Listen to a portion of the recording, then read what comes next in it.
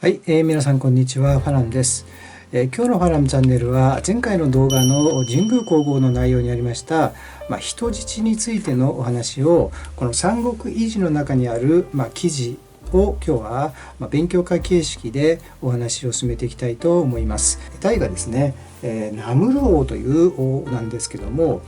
この17代の王様のところにあってですね、そして、時代はヌルジ王という19代の王の時に、なったそういった話をここに、載せているわけですね。でその人物の、主人公というんですかね、中心的な人物がこのキム・ジェサンという人物です。このウルジ王の時のこの進化として、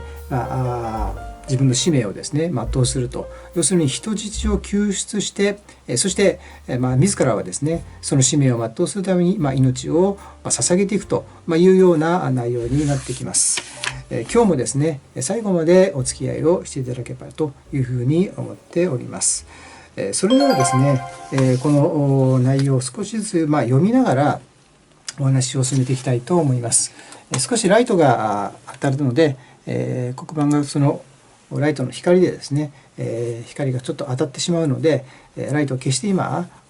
始めていきたいと思います。でまずこの17代の王様の時に倭国から使いが送られてくるわけですね。そして自分たちにその同盟のその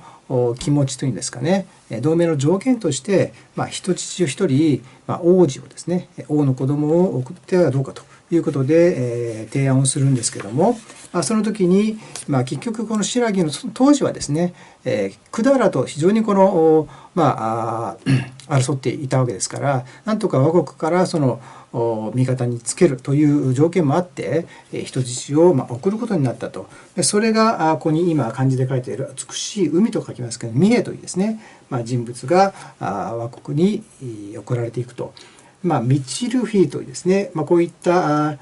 漢字も書きますし、それから日本書紀においてはこういったミシコチホツカンというですね名前で出てくるというようなところが解説をされています。それからミシキンともですね言います。とりあえずですねミヘということでお話を進めていきたいと思います。それからコークルにもですね同じように自分の子供をこのポヘというですね人物を送っていくというところでこの前提がですね始めていくわけですね。倭国においてはこのミヘが30年間もこの抑留されていったゆえにですね、30年間も帰ってくることがなくですね、そのうちでずっと過ごしているというようなことが書かれています。で次にこの19代の王様のヌルジ王というですね王様になった時にやはり自分の結局このヌルジ王はこのナコツ王の子供なんですね。ですからその2人の人質というのは自分の兄弟なわけですね。ですからこの兄弟が何年間も外国にいるというところで非常にこの寂しい思いをしてきたので、なんとか何ですかねこの人質を自分の国に返してほしいというようなこの気持ちがずっとあったわけですね。であるその宴会の時に、誰かがこういった自分の兄弟と同時に自分の親のことを思うとですね、自分の親がどれだけ自分の子供たちを愛していたかということが分かりますし、そういったその韓国では親のその命日ですよね時に非常にこの何かを捧げたいと、何かをしてあげたいということがあるので、今回ですね自分が王様になったことにおいてもその報告においてもですね何か喜ばしているそういった報告として、人質を自分の国に返してもらって、子供はこのようにですね自分は親孝行しましたというような報告をしたいというようなことを、その宴会の上で言ったっていうんですね。しかしこれを成し遂げるのはなかなか難しいと。一つにはそういった頭のいい知恵のあるですねそういった人と同時に勇気がなければならないというところだったんですけども、ある人物このキム・ジェサンという人物が選ばれそして名乗り出て、王にですねこういったことを言うわけですね。王様が何かそういった自分のですね、王様の悪い立場にあったならば、その臣下というのはですね、本当に死ななければならないというぐらいの覚悟がなければならないと言ったわけですね。それを聞いて非常にこの王の命令を実行していくそういう人物だということが分かったということと同時に、このキム・ジェさんもですね、高句麗に送られた、そして倭国に送られた人質をなんとか返せるようにということですね、策略を練っていったわけです。で、最初にこの記事に高句麗の話があるんですけども、高句麗にこのキム・ジェさんが行って、そして、なんとかこの2番目のですねポヘという、兄弟はその子供を、救出していくんですけども、その時に夜ですね、夜誰も知らない間に逃げて、そして船で逃げていくんですけども、それを知ったその周りのその高句麗の兵士たちがそれを追っかけていくんですけども、しかし実際にですね、この弓矢をいるんですけども、その弓矢をいるその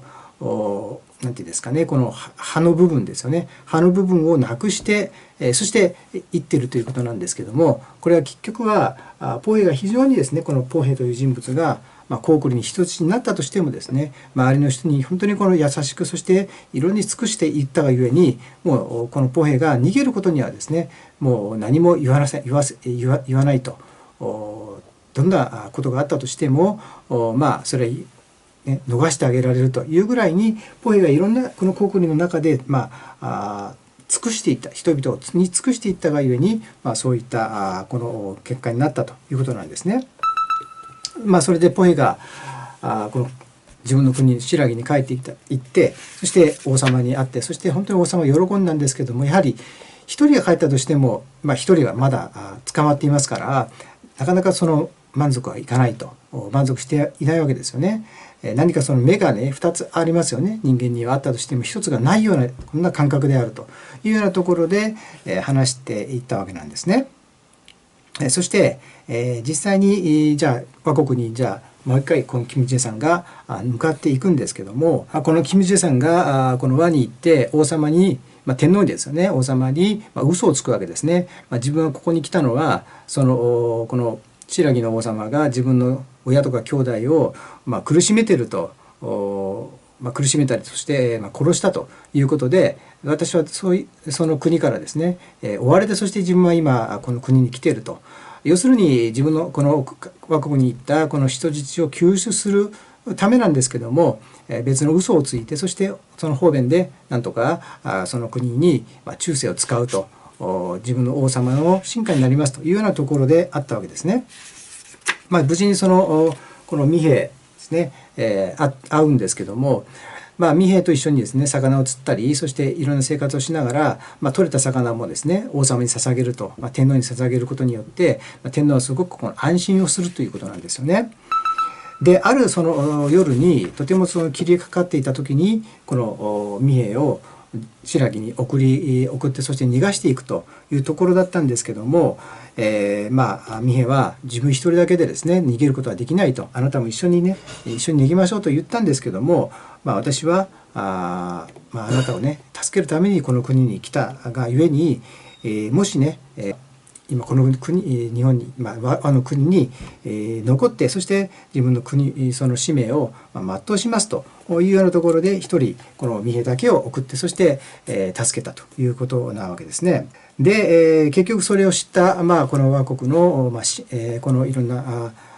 臣下たちですね、そしてそれを目撃した人たちが倭国の王様に報告することによって、非常にこの倭の王がですね怒ったということですよね。騙されたということですよね。で、ここからなんですけども、この天皇が倭の王がですね、このキム・ジェさんにあなたは私の臣下になると言ったんではないかというふうに問い詰めるんですけども、結局彼は最後までですねそれを否定して、自分は倭の国の臣下ではないと、競輪、要するに新羅の王の臣下であるということを主張し続けるわけなんですね。で、もしこの天皇がこのキム・ジェさんに要求するのはもしあなたがその新羅の王の臣下であると言い続けるならばですね、玉刑をですね、するということを落とすわけですよね。それでもしあなたが日本のこの国の王の臣下であるというふうに告白をするならば、たくさんのですね、褒美を与えますというようなところで言ったんですけども、私はこう言ってですね、私はですね、新羅の競輪のですね、臣下であると、私は倭国の臣下ではないというふうに言ったわけですね。そして私は今ここにいるのはですね、王様のその志ですね、志を全うするために生きているわけだということで、非常にこの強い意志を持って最後まで自分の意志を貫くわけなんですね。そしてさらに先ほどその褒美を与えると言ったとしてもですね、私はその新羅の犬やですね豚、ここに豚と書いてるんですけども、犬や豚の家畜のようなですね扱いとなったとしても、私は倭国の臣下にはなりませんというぐらいのその何ていうんですかね、新羅のその新羅で犬や豚の扱いを受けるならもっとそれはマシだというようなことを言うわけですね。そんな中において、結局刑がなされていくんですけども、その刑が非常にこの、残酷なですね刑、非常にこの人のですね、ここに書いてあるんですけども、人の皮を剥いでですね、刀のようなですね、そういったところをこう寝かせて、そしてそこから足ですね踏んでいくというような刑だったりとか、それから熱いですね鉄板のようなところにその彼を乗せてですね、そして、焼き殺すようなそういったこの刑をするんですね。で最後まで彼は、私はですね新羅の臣下であるというようなところで、その自分の主張を曲げないというところで、最終的にはある島に送られて、そこで亡くなったということなわけですね。このキム・ジェさんが倭国に行く時に、彼は結婚していたんですけども、夫人がですねそれを追っかけていくんですけども、彼はそのもうすでに船の中にいてですね、そして、そこで別れてしまったわけですから、非常にこの待っていたわけですね、妻。待っていたんですけども、結局その死の知らせを聞いて、同国して、そして、あるその倭国が見えるような高い山に登って、そして、ずっとですね自分の夫を待っていたというわけですね。で最終的には彼女ですね、この彼の妻はですね国大夫人というですね、その位を与えられたりとか、彼の娘がですね、このミヘのですね妃になるというような待遇を受けていくというところで、この彼女が倭国に、自分の夫を慕って、そして、祈ったり、そしてその帰ってくるのをずっと待っていたその土地があるんですけども、そこにですね、こういった指導ですね、が今でもあるというんですね。そういったその背景の中から、その伝承かどうか分かりませんけども、今でもそういったところで、話がですね、ずっと伝えられているということであります。こういったですね、要するに忠誠を誓うと、王のその命令、王の願いを何とか全うするということで、外国に行って、そしてその外国の地で亡くなっていくというようなところになっていくわけですね。ここはやはりこの王に対するどこまでも忠誠、そして知恵とかですね、それからこのキム・ジさんの奥さんがですね、自分の夫を慕っていくという、そういったこの、尽くす心っていうんですかね、そういったものがここには描かれているんではないかというふうに思います。これはどこまでも一つの伝承として書かれてはいますけども、やはり前回の動画でもお話ししましたけども、両国のそういった記事に同じような内容が載っているわけですよね。日本書紀にもこういった内容が載っているわけです。そうすることを考えるとですね、非常にこういった近い内容、これと同じようなですね、全く同じような内容があったとは言い切れませんけども、近いようなそういった内容があって、そしてそれが徐々に人々に伝えられていったということは、非常に考えられる内容ではないかと思います。今日はですねこの三国一の中にあるですね王様に忠誠を誓ったこのキム・ジェサンという内容について、お話をいたしました。長い間ご視聴ありがとうございました。ぜひチャンネル登録して一緒に学んでいきましょう。ありがとうございました。